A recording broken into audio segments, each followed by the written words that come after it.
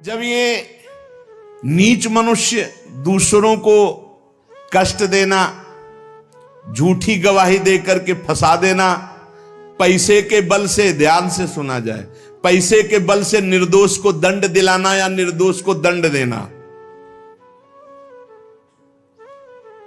एक वकील साहब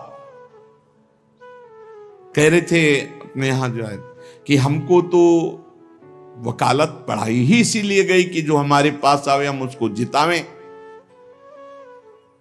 भाई ठीक है, सांसारिक व्यवहार में आपको ऐसी शिक्षा दी गई होगी, लेकिन हमारा अध्यात्म ऐसी शिक्षा नहीं देता। अध्यात्म शिक्षा देता है कि तुम अपनी वकालत का प्रयोग दूसरों की रक्षा करने के लिए करो, और जो जुर्म करने वाले लोग हैं उनको दंड देना मानो उनको पवित्र करना है।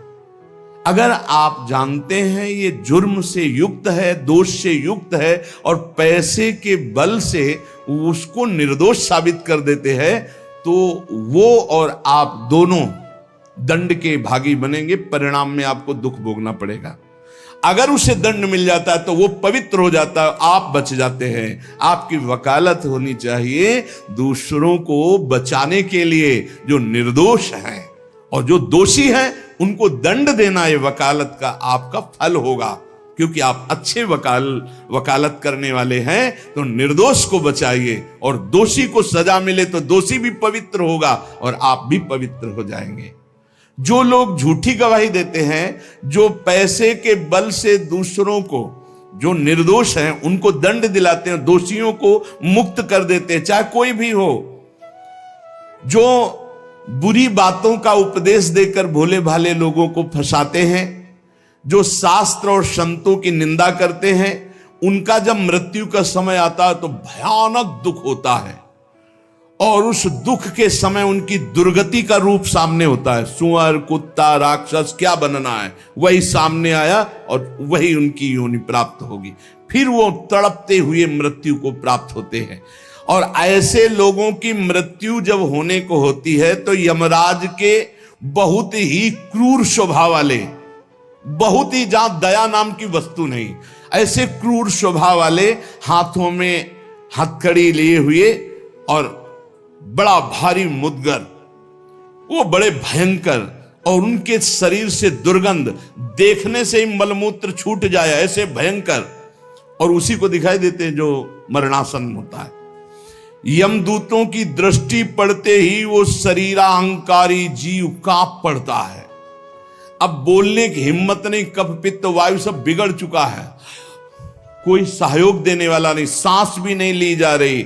अब उसका चित्त वहीं भ्रमण करेगा, मेरा पुत्र बचा ले, मेरी पत्नी बचा ले, मेरा परिवार। भगवान की तो याद जीवन में की नहीं, तो अब भगवान की अगर याद की होती तो ऐसी दुर्दशा नहीं होती।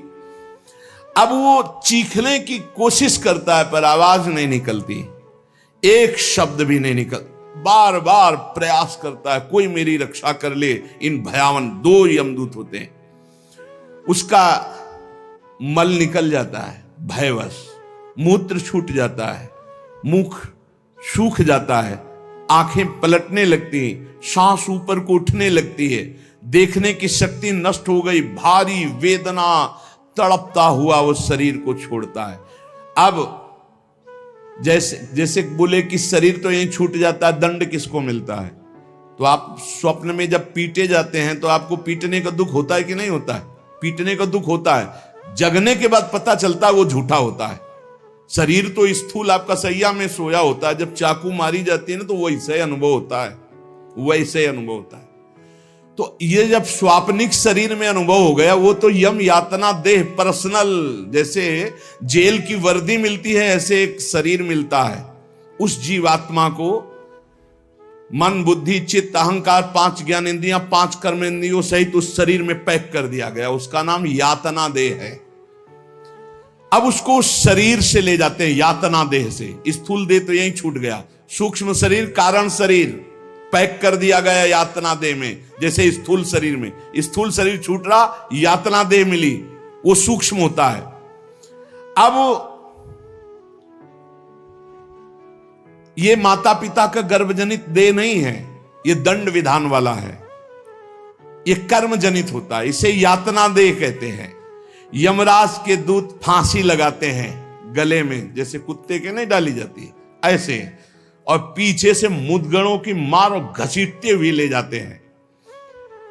पीछे से ऐसी मार कि वो चीखता है, चिल्लाता है, पूरा अनुभव जैसे स्थूल शरीर में, ठीक वैसे ही उसमें मरना नहीं होता। बस एक खास बात होती है, क्योंकि स्थूल शरीर में मरना होता है, सूक्ष्म शरीर कारण शरीर जो यातना दे में उसमें मरना नहीं होता। बहुत लोग कहते हैं शरीर तो यहां छूट गया फिर नर्क स्वर्ग किसको मिलता है। अरे शरीर एक कोट की तरह उतार दिया गया, तू तो उसी में पैक है, अभी भूल मत कर। अब देखो दक्षिण दिशा की ओर उसे दौड़ाते हुए मारते हुए पीछे से ले जाते, और तप्त बालू, आग जैसी तपती हुई बालू, जैसे यहां कुश होते हैं ऐसे लोहे के कांटे होते हैं, उस पे चलना, कांटे फैले हुए हैं। तो सामने खड़ा हुआ, देखते ही निर्णय हो गया। अब वहां से उसको उसके कर्म के अनुसार नरकों में ले जाया जाता है। जिसने यहां सूर्य भगवान को प्रातःकाल उठ करके जलांजलि दी है, पुत्र हैं भगवान यम, सूर्य पुत्र, जो अपने पुरखों का पिंडदान किया है, जो समय समय पर अपने पूज्य जनों को, गुरुजनों को, संतों को अपने घर में बुलाकर भोजन पवाया है, जो बुजुर्गों को तेल मालिश करके, जैसे उन्होंने हमें तेल मालिश करके पुष्ट किया, ऐसे वृद्ध माता पिता के जो चरण दबाना है, शरीर पर तेल लगाना है, उनके वस्त्र धो देना, उनको भोजन कराना है, उसको वहां थोड़ा आदर मिलता है। बैठो, खान पान, थोड़ा सुख सुविधाएं, नरक से नहीं बचोगे। भगवत भाव के बिना नरक से नहीं बचोगे। जो जो उसने सेवाएं की हैं, वो सेवाएं, आए हो नरक के मार्ग में तो थोड़ा तेल मालिश हो जाएगा, खवा पिया दे जाओगे, थोड़ा शीतल जल पीने को मिल गया, खान पान की विश्राम की व्यवस्था थोड़ी समय के लिए। अरे इसीलिए जय सीत हरिवंश नरक गति दो, ये जो अपने माता पिता को गाली देते हैं, जो मनमानी आचरण करते हैं ना, खूब अच्छे से तृप्त होते हैं। अब बात ये कि याद नहीं रहती ना, जैसे गर्भ की बात याद नहीं, यार गर्भ की बात याद आ जाए तो तुम भजन के सिवा कुछ नहीं करोगे। मरने की बात याद आ जाए कि पीछे जब मरे थे तो कितना कष्ट हुआ, मां के गर्भ में रहे कितना कष्ट हुआ, ऐसी जेल तो है ही नहीं मां के गर्भ जैसी। विचार करके देखो।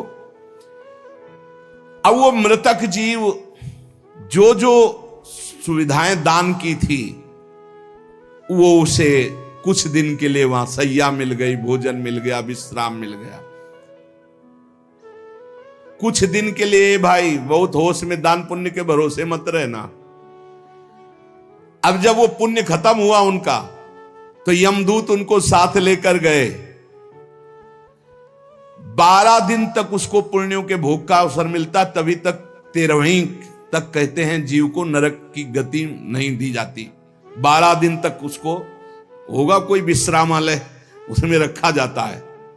12 दिन तक जो पुण्य सुकृत हुए उनको भोग ले, अभी आराम कर ले, नरक आए हो। अब नरक में प्रवेश होगा 13 के बाद, तभी कहा जाता है जल्दी जल्दी 12-13 दिन खूब पुण्य कर ले, उसको दान करो आत्मा को, तो उसकी उन्नति हो जाएगी। कोई ये झूठी बातें नहीं है। और राधा नाम बोल दिया एक बार, तो इसके बराबर कौन सा पुण्य होगा। यमराज के खाते में पुण्य वाला है ही नहीं ऐसा जितना राधा। अरे जाना ही नहीं पड़ेगा भैया, राधा नाम जिसकी जिह्वा से निकाल, अनुल्लिख्यानंतानपि तदपराधान मधुपति। इसीलिए तो गरज कर कहते हैं, अब जिनको नरक भोगना है वो नहीं सुनेंगे भगवान नाम महिमा, भगवान नाम जप नहीं करेंगे। 12 दिन के बाद 12 दिन तक वो अपने घर के वालों के दिए हुए पुण्य आदि जो उसको भोगता है।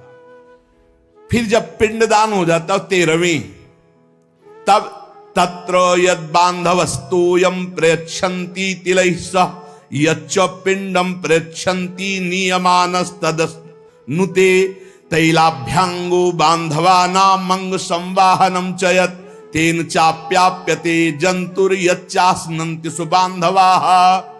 जब शरीर छूटता है उस समय से बहुत होश में रहो, सब कुछ मिलेगा उसको। जीवात्मा जो छाती के पास बैठ के ले नाक बहा रहे हैं, आंस बहा रहे हैं, यही पीने को मिलेगा उसको। बहुत होश में, राधा राधा, कम जिंदगी में वो नहीं जपा तो तुम तो कीर्तन कर ले, वो मिलेगा फल उसको। 12-13 दिन का ऐसा हिसाब रखा जाता है कि बांधो जन परिवार के जन, लेकिन भजन नहीं करेंगे, रोना धोना। मृत्यु से 12 दिन बीतने के पश्चात यमपुरी को खींच कर ले जाया जाता है उस जीव को। अरे यमपुरी भैया हुआ जैसे जेल पहुंचे, कोई थप्पड़ लग रहा है, कोई डंडा लग, वो देखे कि प्राण छूट जाते कि हमारे ये दुर्दशा। मरना नहीं खास बात है, यमराज की यमपुरी को देखते ही प्राण सूख गए। कोई काटा जा रहा है, कोई कोल्हू में पेरा जा रहा है, कोई पकौड़े की तरह तला जा रहा है, हाहाकार मचा। मरना किसी को है नहीं। मृत्यु काल ये सब वहां नजर आ रहे हैं। मूर्तिमान मृत्यु, मूर्तिमान काल, जो यमपुरी में दंड हो रहा है। काजल की राशि के समान, जैसे काजल के पहाड़ ऐसे यमदूत हैं कि ऐसे पचका दे तुम्हें, ऐसे नींबू जैसे नहीं निचोड़ा जाता, ऐसे निचोड़ दिए, फिर छोड़ दिए, फिर वो जी गया, फिर निचोड़ दिए। अब बोले 10,000 वर्ष तक यही करना है उसको, अब 10,000 वर्ष तक वो ऐसे करता है। क्या दुर्दशा। तभी हरिवंश महाप्रभु कहते हैं, रस सिद्धांत का वर्णन जब करते हैं तो कहते हैं, जैसी हरिवंश नरक गति दुर्भरी, बहुत कठिन है नरक की गति। तभी कहते